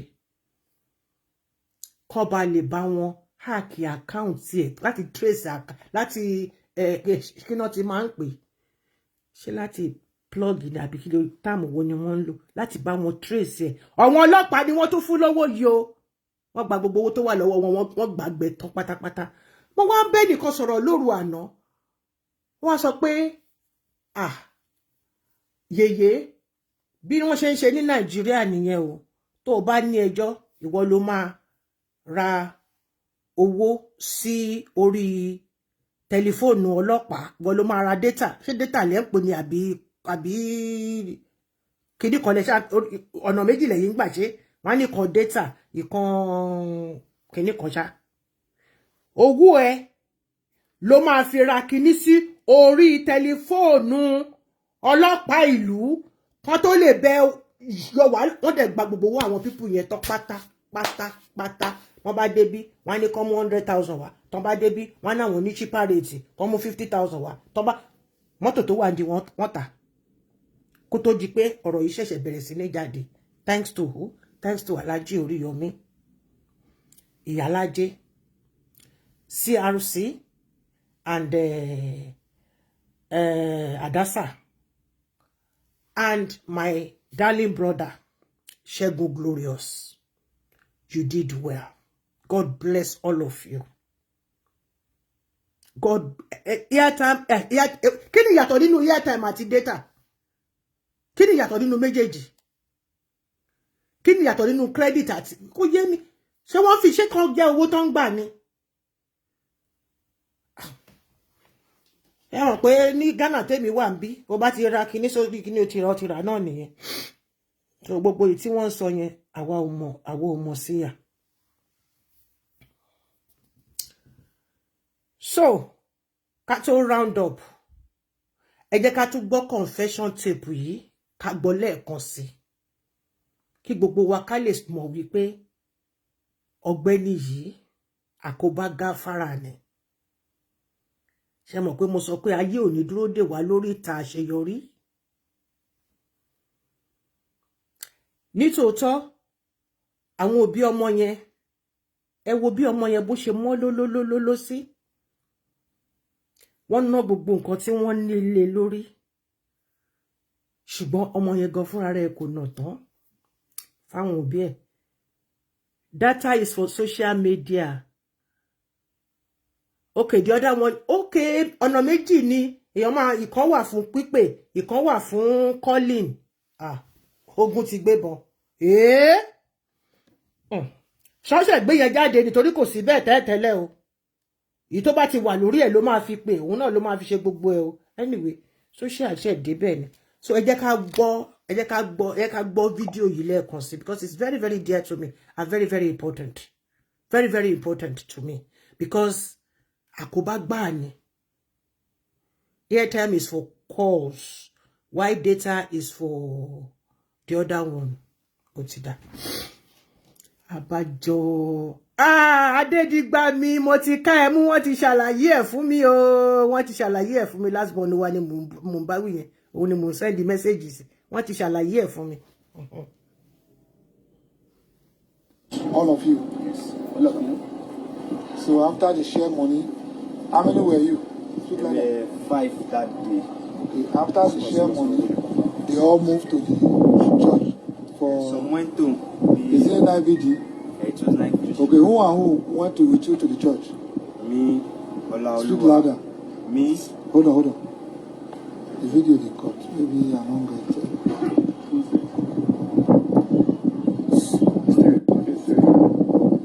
Okay. You are who? Me, Ola Oluwa, Eniola, Aliami, yes, Abdurrahman, yes.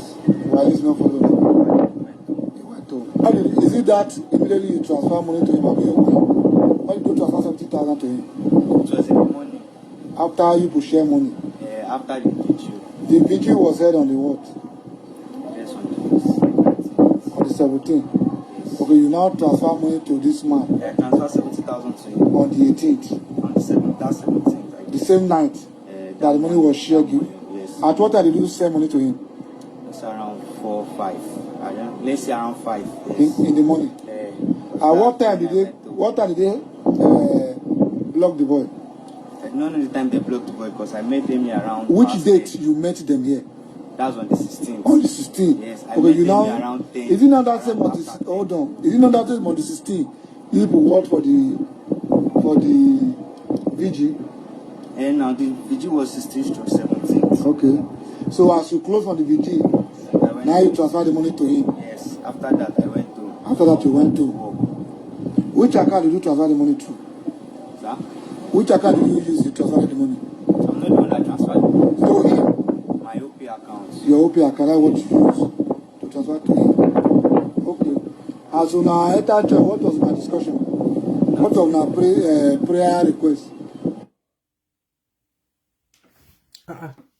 Kí ló dé? Ó ṣì kù náà. Normal prayer. You are your God. Sir? You are your God. No, it's normal prayer service church, sir. Did you ever tell the prophet that see what happened, see what happened? Not at all, sir. You did not tell him? Yes, sir. But all of you just walk and enter the church. But you know, say here now, church premises. I know, sir. I do normally come to the church. Do you know, say here now, where we visit a scene of crime, it affects the owner of the church? Yes, sir. It's okay. No problem. Another man. There is a part that is missing in that video, which I'm still looking for. And that part is what money? Which money were they sharing? What was it for? I'm still that part, they did not release it. The police didn't release that part of the video yet. I pray so much that one of us gets hold of that part.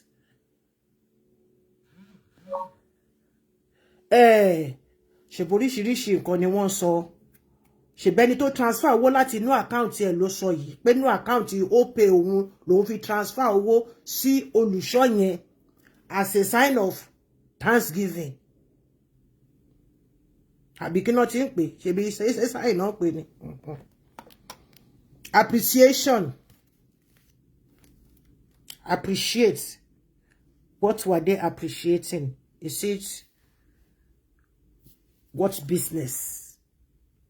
The money they were sharing. Business wo ni wọ́n ṣe tí wọ́n fi share owó yẹn. Police did not release that part. Ṣé mọ̀ pé questioning ọmọ máa ṣe ní batch by batch ni. So ìtàn gbé síta lárí di kókó tó fà tó fi di fàtìrẹ fàtìpẹ́. We've not heard anything about that, and I thank you all for joining me. Ajala, so ko mo ti bú ẹ nínú forum, oni you are a very stupid man. Torí à ń sọ̀rọ̀ ọmọ tó kú lọ́wọ́. You were sending me rubbish. Kíni tó kọ? Wípé CCC UK Diocese Shepherds Church workers and wardens ministry meeting. Mo dẹ̀ sọ fún mo ní you are very sick. Mo ní you are very sick ọ̀gbẹ́ni. Ẹ mọ̀ pé mi ò ṣe rí. You are very sick ọ̀gbẹ́ni. Aṣàjẹmásẹ̀ ni mi. Àjàlá ò rí nǹkan kankan lórí gbogbo wàhálà lásìgbò tó dé bá Sẹ̀lẹ̀ yìí. Gbàgbé ti Sẹ̀lẹ̀. Ẹ̀mí la sọ pé ó sọnù yìí. Ẹ̀mí ni ó parun yìí. Ikú gbóná ikú ganu sí ló kú. Ikú ganu kan tó ń pè ní ganu gangan nìyí. Torí ikú gbóná ni. Wọ́n ní gẹ́gẹ́ bí ìyálájé ṣe sọ, wọ́n ṣá orí ẹ̀ dànù. Nígbà tó fẹ́ kó ọ̀tọ̀ọ̀tọ̀ ni wọ́n máa pa lọ́tọ̀. Wọ́n mú bàràdì lọ́tọ̀. Wọ́n mú itan lọ́tọ̀. Gbogbo ẹ̀ náà ti gé sí wẹ́wẹ́wẹ́wẹ́. Wọ́n ṣá dànù ni. Ìyẹn tó ń pè ní ganu sí ikú gbóná. Torí èyí tẹ́ ń fi dá pàlátà sọ fún pé kẹ́yẹ́ lò mọ́. Tẹra mọ́. Ẹ máa tẹra mọ́. Ikú gbóná náà ń pè ní ganu sí. So, ikú gbóná ló kù yẹn. Ìyẹn náà ń pè ní ìsìganu sí. Wọ́n ṣá ní.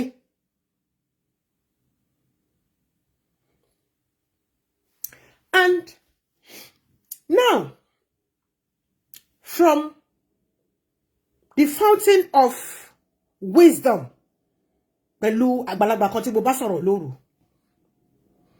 Mo ní, wọ́n sọ pé, yèyé, you are an intelligent woman. Wọ́n premeditate kìíní àwọn guys wọn yẹn ni. Ilẹ̀ yẹn wọ́n ti gbẹ sílẹ̀.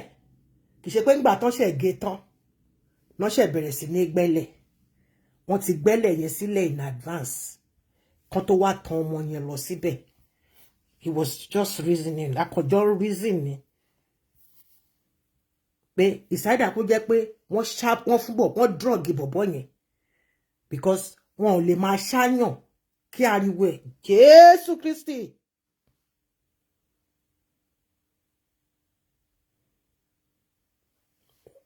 Kí ariwo ẹ̀ kó má jẹ ará àdúgbò kankan.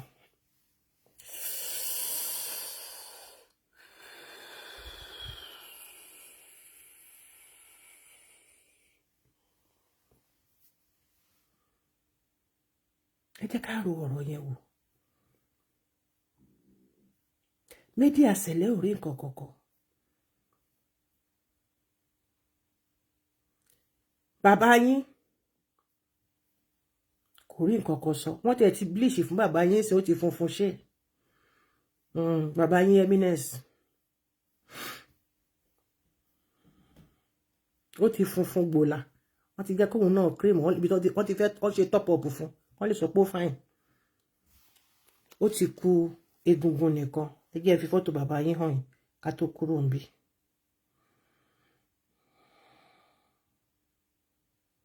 Ogun láyé ìbọn ò rán o. Bẹ́ẹ̀ ni o.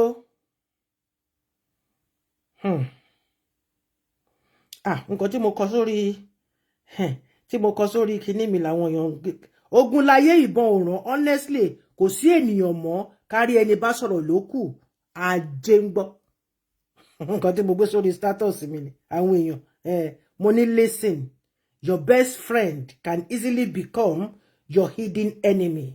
Be prepared to walk away with your head high and thank God for the gift of life.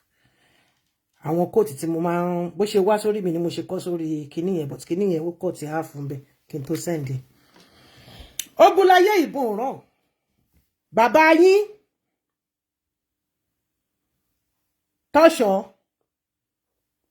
kò rí yes nígbà tó mo ti ẹ̀kú nínú church ẹ̀ tí ò sọ nǹkan kan. Àwọn tó disappear nínú parish ẹ̀. Tọ́ṣọ̀ must go. Afghanistan.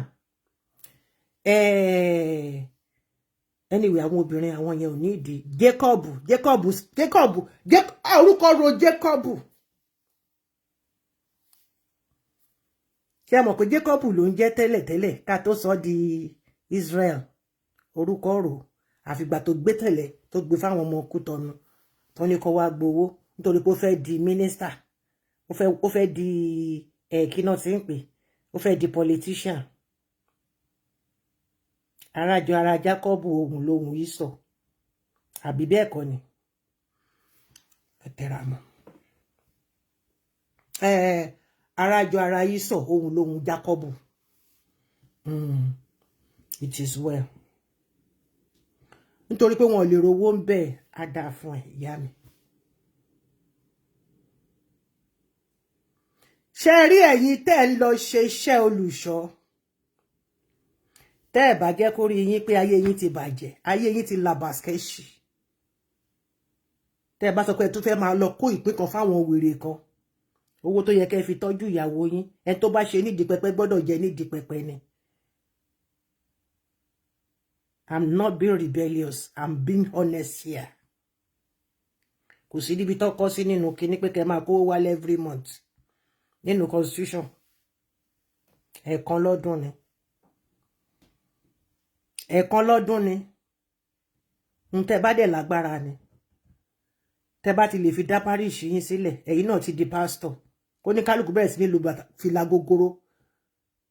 Kí fìlà gogoro kó bẹ̀rẹ̀ sí ní kágbádá bẹ̀rẹ̀ sí ní yapayaski. Ẹ̀yin nonsense idiot yìí. I remain your host, Oluwatoyin Obatola, Darlington, aka Olomo Plenty, lady evangelist that has no frontier. Lady no nonsense. Ó ní dáfẹ́ni tó bá ṣe orí burúkú nítòsí ọ̀dọ̀ mi. Today is 13th of March 2025 and the time now is 21:25 Central European Time. Hallelujah. Lórúkọ ti bàbá àti ti ọmọ àti ti ẹ̀mí mímọ́. Àní sọmọnù, ọmọ wa ò ní kúkú gbóná, àní ṣòwò dànù. Ojú owó ò ní sọnù, èrè náà ò ní sọnù mọ́ wa lọ́wọ́. Mo wá gbàdúrà fún àwọn òbí ọmọ yìí ní orúkọ ti bàbá. Ẹ bá mi gbàdúrà ìṣẹ́jú 5 fún wọn. Ní orúkọ bàbá àti ti ọmọ kí Ọlọ́run ọba Elédùmarè kó bá mi wò nínú ọlá àánú ńlá ẹ̀. Kó bá mi tù wọ́n lọ́kàn. Kó bá mi tù wọ́n lọ́kàn, kó bá mi tù wọ́n lára. Láti inú oyún. Nígbà tó oyún bá di oṣù 3, ìyá bẹ̀rẹ̀ sí ní potọ́ lẹ́nu. Bí ò potọ́ lẹ́nu, gbogbo àwọn oúnjẹ tí kò yẹ kí ọmọ ènìyàn máa jẹ, ó lè lẹ́gbẹ̀ẹ́ gọ́tà ló jẹ́ tí wùn jẹ, ó lè máa sùn, ó lè máa bì, ó lè máa síntọ́, ó lè máa datọ́ lẹ́nu. Tó bá tún kọjá abẹ̀, tó bá tún doṣù 4, nǹkan míì á tún bẹ̀rẹ̀ sí ní ṣẹlẹ̀ sí. Tó bá dọjọ́ àti bímọ, ẹsẹ̀ kan ayé ẹsẹ̀ kan ọ̀run, ó wá bímọ náà tán. Ení tere, èjì tere, ení tere, èjì tere.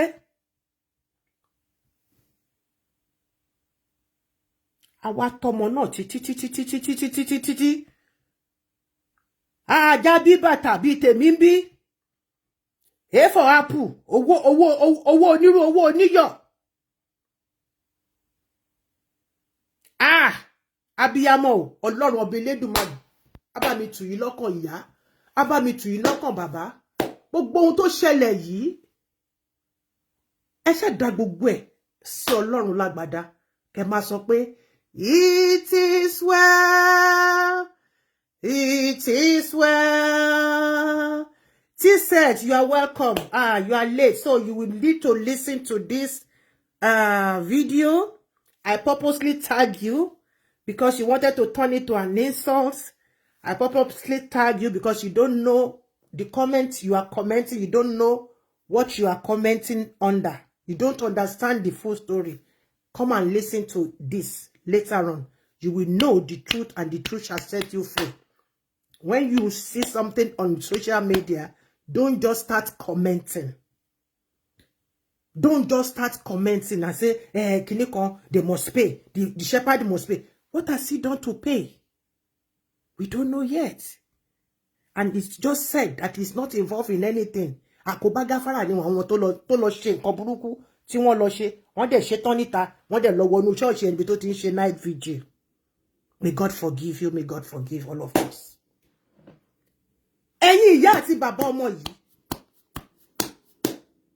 Títí di last minute lẹ fi ná gbogbo ohun tẹ́ ní ẹ̀tọ́ títí ó tún wá sọnù ó tún wá gba gbogbo nǹkan tẹ́ ní pátápátá ó sọ di kodoro. Ọmọ yẹn àbẹ́ rírìn tó rìn wá sílé ayé. Ọ̀dájú ọmọ tó ń kú lọ́jọ́ súnà nǹkan kan ló máa mú dání. Ó sọ ìyá dá lákìsà. Ó sọ bàbá dẹni tí ò ní kankan. Ó dẹ̀ lọ.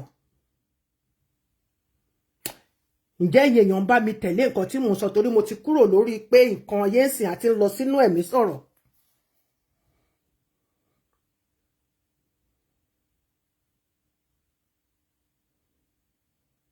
Yes, Ọlọ́run á dáríjì gbogbo wa ọkọ mi. That was the reason why I said what I said, and you turn it to an abuse. My spirit said I should enlighten you. That's the reason why I tagged you, to come and understand what really happened.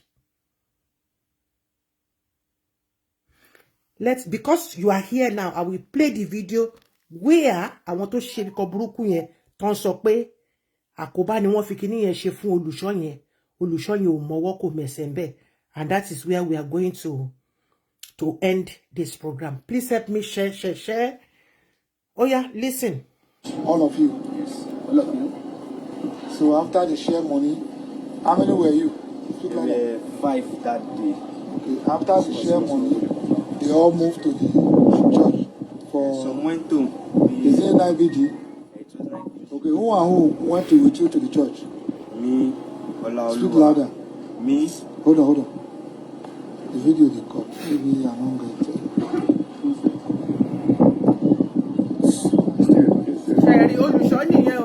Okay. You are who? Me. Olaoluwa. Deniola. Aliami. Yes, Abraham. Yes. Why is not following? How did, is it that immediately you transfer money to him and be okay? Why did you transfer 70,000 to him? It was in the morning. After you could share money? After the vigil. The vigil was held on the what? Yes, on the 17th. Yes. Okay, you now transfer money to this man. Yeah, I transfer 70,000 to him. On the 18th. On the 7th, that's 17th. The same night that the money was shared. Yes. At what time did you send money to him? It's around 4 or 5. I don't. Let's say around 5. Yes. In the morning. At what time did they? What time did they block the boy? I don't know the time they blocked the boy because I met them here around. Which date you met them here? That was on the 16th. On the 16th. Yes, I okay, met you them now. Here around 10. Is it not that same on the? Hold on. Is it not that same on the 16th? You people worked for the VG. And now the VG was 16/17th. Okay. So as you close on the VG, now you transfer the money to him. Yes. After that, I went to. After that, you went to. Which account did you transfer the money to? Sir? Which account did you use to transfer the money? I'm not the one that transferred the money. To him. My OP account. Your OP account, that's what you use to transfer to him. Okay. As you now enter church, what was my discussion? What was my prayer request? Normal prayer. You are your God. Sir? You are your God. No, it's normal prayer service church, sir. Did you ever tell the prophet that see what happened or see what happened? Not at all, sir. You did not tell him? Yes, sir. But all of you just walk and enter the church. But you know, say here now, church premises. I know, sir. I do normally come to the church. Do you know, say here now, where we visit a scene of crime, it affects the owner of the church? Yes, sir. It's okay. No problem.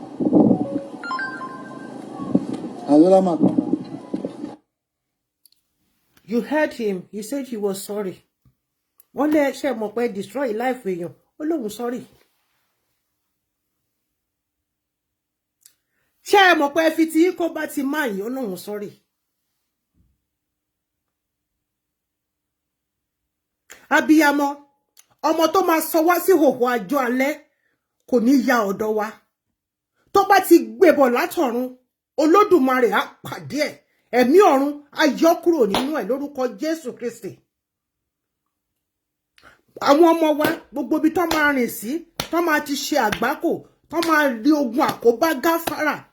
Gbogbo gbà tó bá débẹ̀ báyìí wọ́n máa rùn sí, wọ́n máa lé wọn ni ní orúkọ ti Bàbá àti ti Ọmọ àti ti Ẹ̀mí Mímọ́. Ọlọ́run á bá mi ṣàánú àwọn òbí yìí o, torí ó sọ wọ́n sí kòròfo. Ẹ̀gbùgbà tó ti ń tọ̀bọ̀ láti inú oyún. Lọ́gbà tí omi lọ́gbọ́lọ́gbọ́ omi òórùn omi ẹ̀gbin tí Olúwa ṣe àmì sí. Àmọ̀gbà tí àsáwọ̀ yìí tó wọnú obìnrin yìí lọ, tó wá di ọmọ tó wá sọ wọ́n di ẹlẹ́kún alẹ́, tó sọ wọ́n di ẹni tó já wọn sí hòhò ọjọ́ alẹ́. Olúwa ò bá mi rọ àwọn òbí yìí lọ́kàn. Ọ̀nà àrà ọ̀nà ìyanu bá mi fi rọ̀ wọ́n lọ́kàn ohun tó lọ àlè dá padà ṣùgbọ́n wọ́n ni ọba tó lè ṣe ohun gbogbo ìwọ lọba tó mọ ohun gbogbo tó dẹ̀ lè ṣe ohun gbogbo ẹyọ kan ṣo tó kù wọ́n kù Olúwa jẹ́ kó sanjọ́ fún wọn ẹyọ kan tó kù wọ́n kù jẹ́ kó sanjọ́ fún wọn má jẹ́ kó rọ̀ yìí kó sọ wọ́n dèrò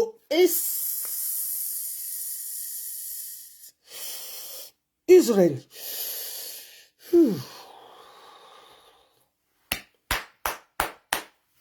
Olúwa Jésù Kristi.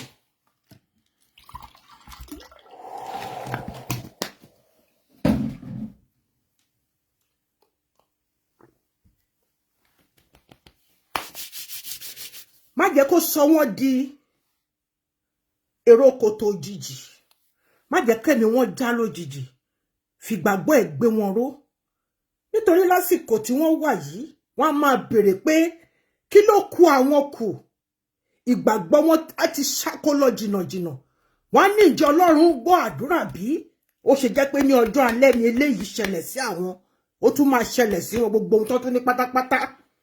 Làwọn olè làwọn ọ̀ka ènìyàn ló tún gbà kúrò lọ́wọ́ wọn. Gbogbo ọmọ Nàìjíríà o ẹ jọ̀ọ́ ìrànlọ́wọ́ tẹ́ bá lè ṣe fún àwọn ẹni wọ̀nyí a mọ̀ wípé a lè dánmọ́ wọn padà fún wọn ṣùgbọ́n níbikíbi tẹ́ bá ti rí pé wọ́n ti gbé ọ̀rọ̀ pé ẹ bá wa dá tọ́rọ́ kọ́bọ̀ sínú ọ̀rọ̀ ilé ayé wọn ó kéré ni ò jẹ́ kí n fún àwọn ló ń jẹ́ bẹ́ẹ̀ kí wọ́n lè rí nǹkan tó máa fi jẹun torí gbogbo nǹkan tí wọ́n ní pátápátá wọ́n ti fi ṣe ẹjọ́ ọmọ ìpé káwọn ti rí nígbà tán tó máa rí òkú ẹ̀ wọ́n ti ṣá sí wẹ́wẹ́ àwọn ọmọ burúkú yìí wọ́n gé sí wẹ́wẹ́ kí nà bá ara kí nà bá àjọ máa ta apá wà lọ́tọ̀ ìgúnpá wà lọ́tọ̀ ìbàràdì wà lọ́tọ̀ wọ́n gé orí dànù wọ́n gé gbogbo ẹ̀ wà ní lóríkèéríkèé Ọlọ́run ọba o bá mi rọ̀ wọ́n lójú bá mi tù wọ́n lọ́kàn gbogbo àwa tá wá wà lórí ìkànnì yìí àtẹni tó ń gbọ́ mi lálẹ́ ìtẹ́ tó máa gbọ́ àtẹ́ tó máa gbọ́ ní ọdún sígbà tá a wà yìí ikú gbóná ikú tó gbóná kò ní wọlé tọ̀ wá kò ní wọlé tàwọn ọmọ wa ẹni tó dẹ̀ ti ṣẹlẹ̀ sí Olúwa ọba Elédùmarè ọba tí tuni lára ọba tí tuni lọ́kàn kó bá wa ṣe àfọ̀mọ́ fún gbogbo ilé ayé wọn kó bá wa tù wọ́n lọ́kàn kó bá wa tù wọ́n lára Jésù Kristi Olúwa àti olùgbàlà wa àmín àmín àmín lórúkọ Jésù ẹ̀yin èèyàn mi ẹ jẹ́ ká máa fura sáwọn ọmọ wa ẹ jẹ́ ká máa fura sí wọn nísìnyí ọ̀rọ̀ pé àwọn kóòtù ní kóòtù kọ ìgbà ayé àtijọ́ gbàtà wa àwa oní ajá bí bàtà ìgbà yẹn la máa ń fi pamọ́ náà lọ ṣe lágejù nísìnyí wọ́n ti ń ṣèpàdé nínú rẹ́sítọ́ráǹtì kò dìgbà tó bá jọ ayé àtijọ́ náà wọ́n sọ pé wọ́n jọ wọṣọ kan náà wọ́n lo bẹ̀rẹ̀ẹ̀tì kan náà wọ́n ṣe kinní kankan náà wọ́n fi máa dá wọn pò pé àwọn ilé wọ̀nyí láwọn ilé wọ̀nyí. àwọn ẹlòmíì wọ́n kàn máa tàtú bí báyìí ni àwọn ẹlòmíì ríǹgì lẹ máa fi dá wọn mọ̀ àwọn ẹlòmíì bracelet lẹ máa fi dá wọn mọ̀ àwọn ẹlòmíì earring náà fi ń dára wọn mọ̀ kẹ́ bá lè mọ bí tí ayé ti dópin dé.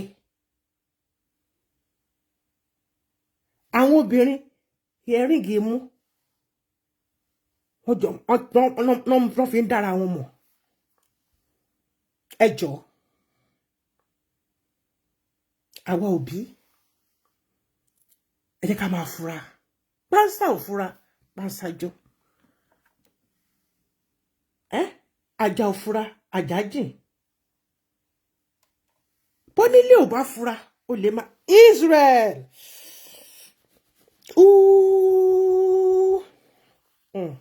Jésù Olúwa wa God bless me God bless you I appreciate you all I appreciate Jehovah Almighty ẹ̀mí mímọ́ wọnú mi lọ ẹ̀mí mímọ́ wọnú mi lọ torí mo fẹ́ gbẹ̀rù dórí mo fẹ́ ṣẹ́gun nírìn àjò mo fẹ́ kọ́ta dìtẹ̀ mọ́lẹ̀ ẹ̀mí mímọ́ wọnú mi lọ lórúkọ Jésù Kristi ẹ̀mí Ọlọ́run kó sọ̀kalẹ̀ sínú ilé ayé ẹnì kọ̀ọ̀kan wa àṣẹ ọ̀rọ̀gùn kò yí padà Jésù àpáta ìgbàlà àmín àmín àmín lórúkọ Jésù hallelujah hallelujah hallelujah. Hey!